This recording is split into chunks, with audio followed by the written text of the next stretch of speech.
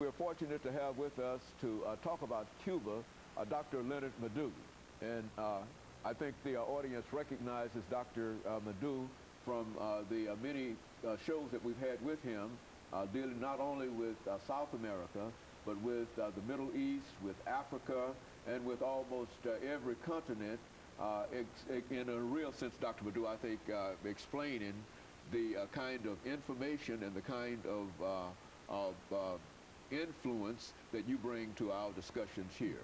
And I'm glad to have you here this morning to talk about Cuba, because this was one of the first of the colonies. And let's talk about it. Let's have you give us some information about it, background information, and then get into the topic of Cuba itself. Well, everybody understands that Cuba, was a former Spanish colony. We remember the Spanish-American War and what happened, how Cuba, became independent, up to the revolution, up to the treaty, the Guantanamo Bay Treaty and all that.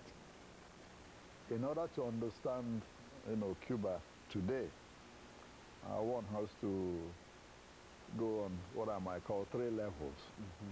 One is from 1959, when Fidel Castro overthrew Fulgencio Batista, till 1990, when 1991, when Gorbachev started his perestroika in Russia and communism collapsed.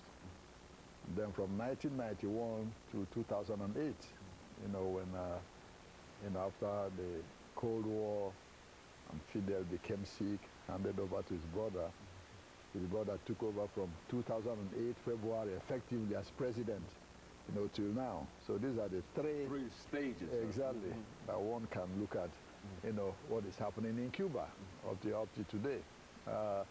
Prior to, the Cuban Revolution, everyone understood there was a lot of American influence in Cuba. A lot of the companies in Cuba were owned by Americans. A lot of the corporations and businesses, casinos, etc., etc. In fact, Havana was in Miami, at that time of the Caribbean, where most of the casinos were located. So here comes Fidel Castro in 1959 and overthrew the so-called corrupt dictatorial government of Fulgencio Batista. Initially, people thought that the Cuban Revolution would follow the capitalist path. Okay. But however, most people didn't understand the thinking of most of the Cuban revolutionaries, particularly Raúl, who is the current president. In fact, Raúl Castro was the main communist amongst the revolutionaries, not even Fidel himself. In fact, history says that, Fidel was influenced by his own junior brother, Raúl Castro, who was already a member of the Communist Party when the revolution started.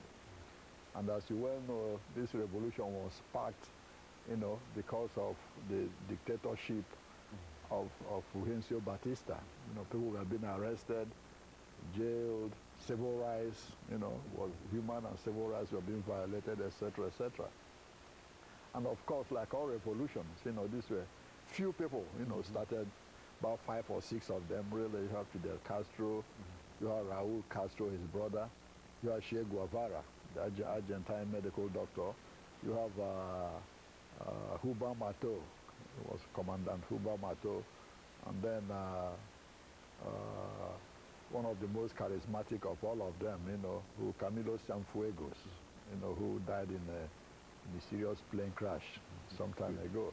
Just 5 of them, plus the highest ranking black amongst them, called Juan Almeida, Major Juan Almeida. He just died 2 years ago. You are just a group of them who started the revolution. When they came to power, like I said, they appointed some figureheads known to the Americans, to make the American government feel comfortable.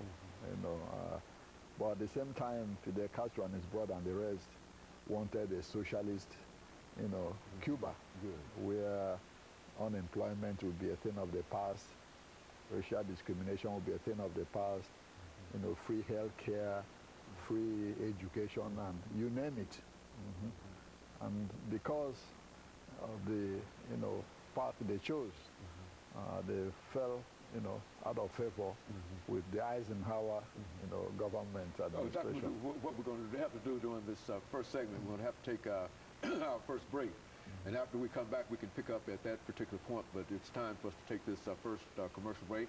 And we'll be back with our audience following this very, very short commercial break.